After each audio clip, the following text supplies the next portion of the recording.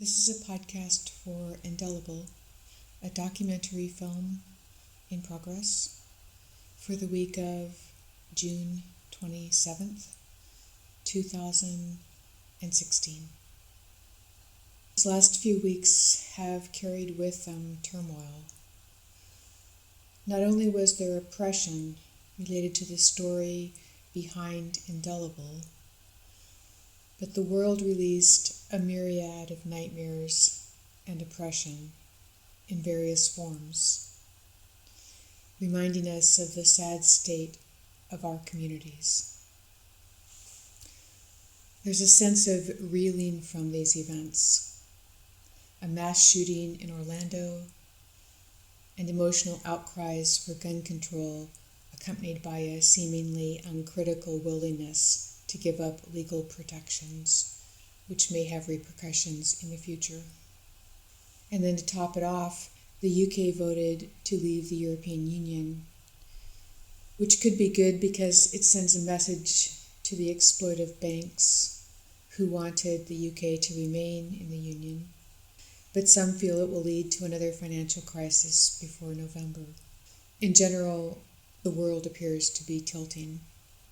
As gun control wars rage in social and all forms of media, Harp's former cellmate and close friend, John Bosch, shared with me the history behind the current forms of our law enforcement. He seems to have a million pointers to 1,000 different facts. His experience of oppression by law enforcement has sharpened his awareness. He's alert. He studies the history of his enemies. The same could be said of Harp, though he had 40 fewer years to develop his philosophy or to log his experiences. John once wrote a poem in the early 1980s for the anarchist Black Dragon called Outlaws. After reading this, I began to look for examples of outlaws in American history, and I came across Butch Cassidy. He was the last outlaw during a diminishing period of freedom in American history in the late 19th century. Cassidy's large family had been homesteaders in Utah, but the authorities at the time decided their homestead was too large and should be reduced, which caused his father to seek hourly work, and it was not enough to support the family, and they suffered in poverty. Cassidy's response to this was to run to freedom rather than to follow his father into what he considered to be slavery. He drove his horse west, becoming a cowboy in Colorado. While there, he met up with a mentor who taught him to be disciplined in his riding and shooting, and he became an expert in these types of quote-unquote systems. And it was because of this training and discipline that Cassidy succeeded in his future career as a robber of banks and railroads. He was successful because he used his system of knowledge about horses and their limitations when planning his escape. And he also believed in what he was doing. He never killed a person in any of the robberies, and he often shared what he took with the poor ranchers and homesteaders, saving them from losing their homes or livelihoods. In return, they protected him. Cassidy became so successful and prolific that the railroads hired a special team from the Pinkerton Detective Agency to stop him. This agency used data tracking in an old analog form to locate Cassidy and his partners as they spent their money and moved from one location to another. They also relied on long-distance communication techniques through Western Union to share data and coordinate their findings. And it worked. And Cassidy saw the writing on the wall. It was the end of his career. He fled the country with two close friends, living in South America for a time. Some say he died there, but his own sister said this was false. She said she met with him in 1924. He had moved to Washington State and was living in Spokane. He died in 1937, and his ashes were scattered in the Spokane River. When Cassidy was an outlaw, he never lost sight of the broader meaning of what he was doing. He only took money from the wealthy, and he often shared it with the poor. He never betrayed someone who helped him. It was the protection and loyalty of the ranchers and the poor homesteaders that enabled him to sustain his success for as long as he did. His success was also maintained by the land itself. It was a difficult and vast terrain around what was called the Outlaw Trail. This landscape offered him protection and shelter.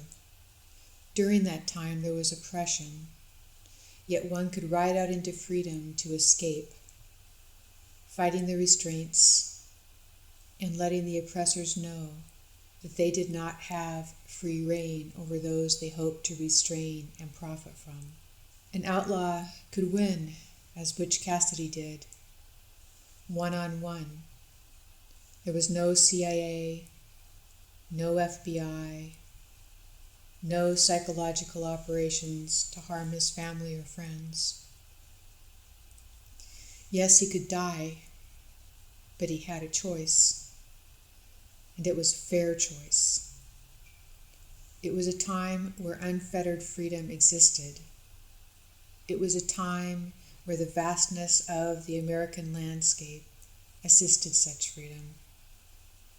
But the Pinkerton Detective Agency moved in ways that are not dissimilar to our modern agencies, which are part of law enforcement or military support, like the NSA.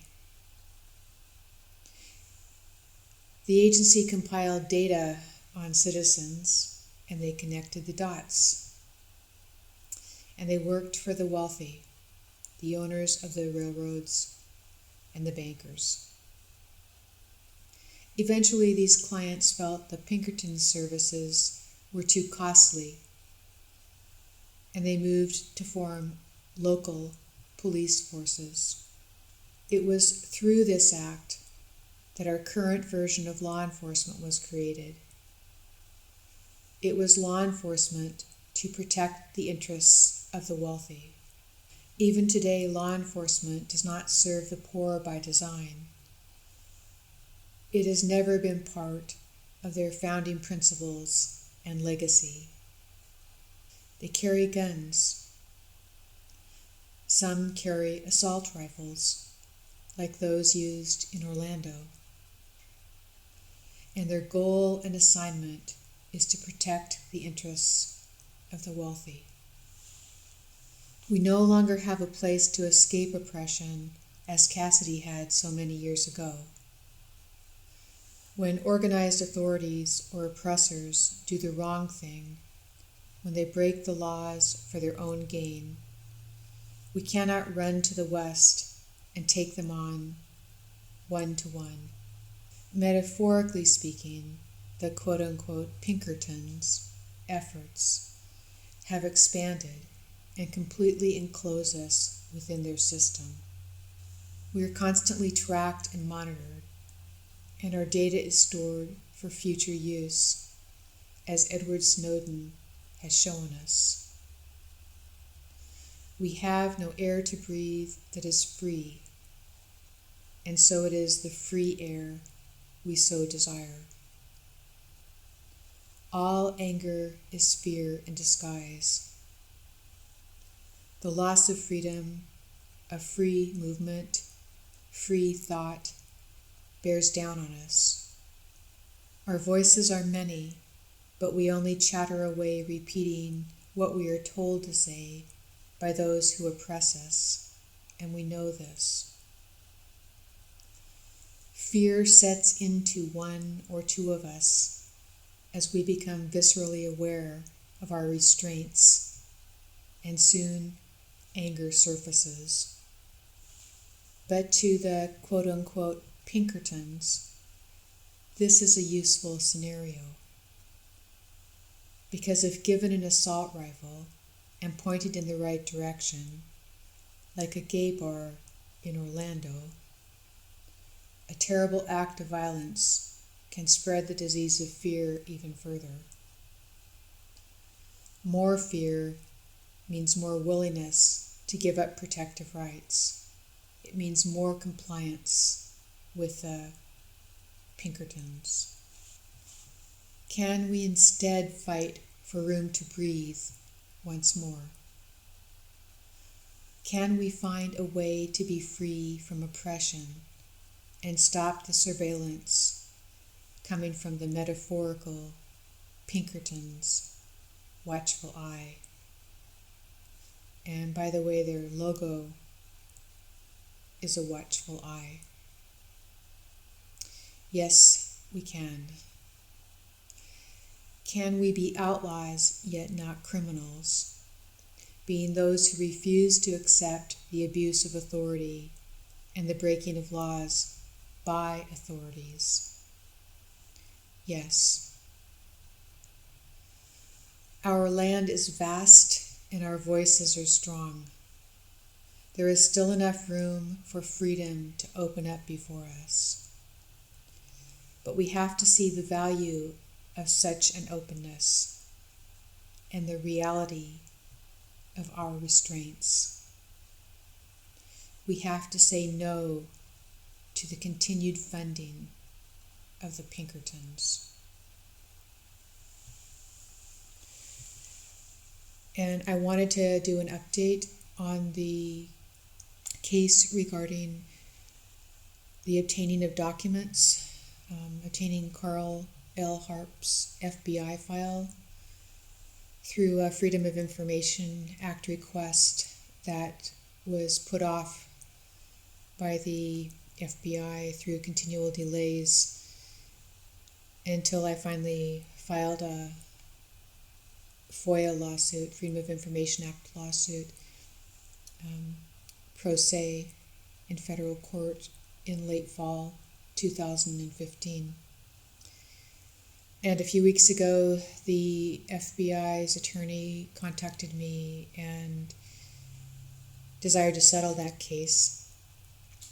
And so I sought counsel, and I was lucky enough to get two wonderful attorneys.